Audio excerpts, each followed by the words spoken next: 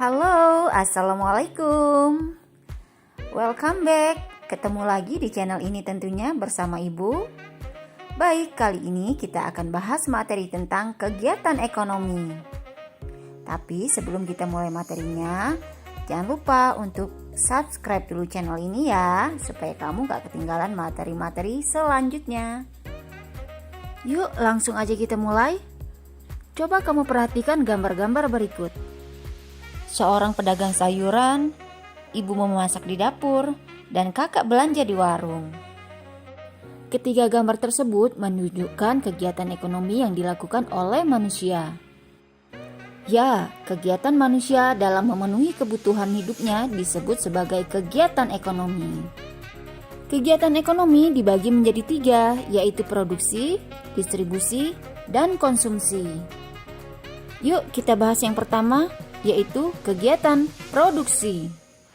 Kegiatan produksi dapat diartikan sebagai kegiatan menghasilkan barang atau jasa, atau kegiatan menambah nilai guna barang atau jasa. Sedangkan orang atau lembaga yang melakukan kegiatan produksi disebut dengan produsen. Untuk melakukan kegiatan produksi diperlukan faktor-faktor produksi, yaitu faktor produksi asli dan faktor produksi turunan. Nah, yang termasuk ke dalam faktor produksi asli yaitu faktor produksi alam dan faktor produksi tenaga kerja. Sedangkan yang termasuk dalam faktor produksi turunan adalah faktor produksi modal dan faktor produksi kewirausahaan. Yuk kita bahas satu-satu. Yang pertama, faktor produksi alam. Faktor produksi alam adalah faktor produksi yang disediakan oleh alam sebagai bahan mentah atau bahan baku produksi. Contohnya tanah sebagai sumber daya alam, sebagai lahan pertanian, lahan pabrik, perkebunan, peternakan, tempat untuk usaha, dan lain sebagainya. Kemudian hutan dapat menghasilkan bahan mentah kayu. Kemudian barang-barang tambang seperti emas, biji besi, minyak bumi, gas alam, batu bara, dan lain-lain. Contoh selanjutnya yaitu air, dapat digunakan untuk pengairan atau bahan baku lainnya. Yang kedua, faktor produksi tenaga kerja. Tenaga kerja adalah sumber daya manusia yang dapat digunakan kemampuannya untuk proses produksi. Tenaga kerja dibedakan menjadi tiga. Yang pertama ada tenaga kerja terdidik, yaitu tenaga kerja yang menempuh pendidikan formal. Contohnya dokter, guru, polisi, dan lain-lain.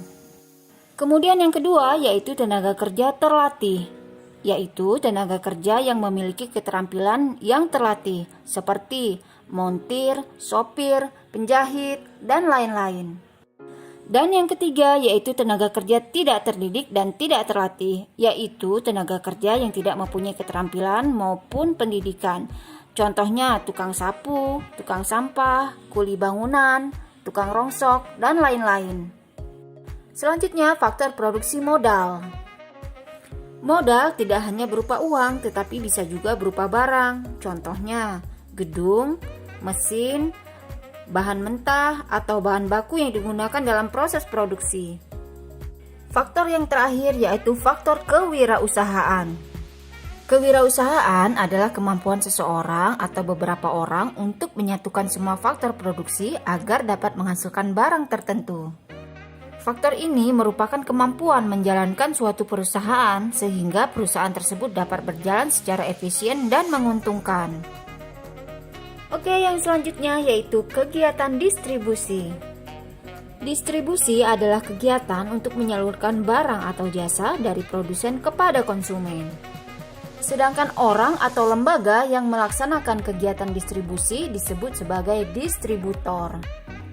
Ada beberapa tujuan distribusi, diantaranya yaitu yang pertama, menyalurkan barang dari produsen kepada konsumen. Kemudian yang kedua, agar hasil produksi lebih berguna bagi masyarakat.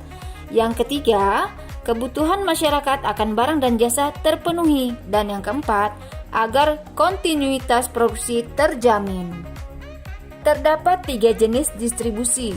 Yang pertama, distribusi langsung, yaitu distribusi barang atau jasa tanpa melalui perantara, sehingga penyaluran langsung dari produsen kepada konsumen. Contohnya tukang gorengan, Dia membuat gorengan kemudian menjual langsung kepada konsumen. Kemudian yang kedua, distribusi semi langsung, yaitu sistem distribusi dari produsen kepada konsumen melalui pedagang perantara yang merupakan bagian dari produsen. Contohnya, pabrik tekstil menyalurkan kainnya melalui penyalur khusus. Kemudian distribusi yang ketiga yaitu distribusi tidak langsung, yaitu sistem distribusi dari produsen kepada konsumen melalui agen, grosir, pedagang kecil yang bertindak sebagai pedagang perantara. Contohnya pedagang koran eceran. Baik, yang selanjutnya yaitu kegiatan konsumsi. Kegiatan konsumsi adalah kegiatan memakai, menggunakan, atau menghabiskan kegunaan setiap barang baik secara berangsur-angsur maupun sekaligus habis. Contoh barang yang berangsur-angsur yaitu buku pelajaran, sepeda, seragam, dan lain-lain. Sedangkan barang yang langsung habis misalnya makanan dan minuman. Sedangkan orang atau lembaga yang melakukan kegiatan konsumsi disebut sebagai konsumen.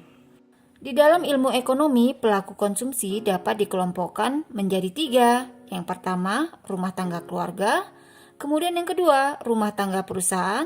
Dan yang ketiga, rumah tangga negara. Kita bahas yang pertama yaitu rumah tangga keluarga. Keluarga merupakan sekumpulan orang yang tinggal dalam satu rumah sebagai unit terkecil dalam suatu masyarakat. Keluarga merupakan kelompok yang sering melakukan kegiatan konsumsi. Tingkat konsumsi suatu keluarga dapat berbeda dengan keluarga lainnya.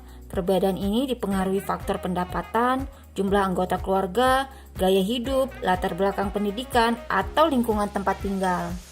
Misalnya, satu keluarga yang hanya terdiri dari 3 orang, pasti jumlah konsumsinya lebih sedikit bukan dari jumlah keluarga yang memiliki anggota 6 orang. Berikutnya yaitu rumah tangga perusahaan. Perusahaan merupakan tempat berlangsungnya proses produksi. Nah, pada saat memproduksi barang, perusahaan ini memerlukan bahan baku, tenaga kerja, dan modal. Jadi, dalam melakukan kegiatan produksi, perusahaan juga melakukan konsumsi, bukan? Yang terakhir yaitu rumah tangga negara.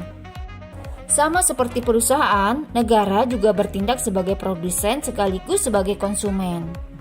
Konsumsi negara bertujuan untuk memenuhi atau melayani kebutuhan masyarakat. Misalnya, untuk memenuhi kekurangan bahan pangan bagi masyarakatnya, negara atau pemerintah mengimpor bahan pangan dari luar negeri. Oke, itu tadi materi kita tentang kegiatan ekonomi. Terima kasih sudah menyimak, semoga bermanfaat. Assalamualaikum.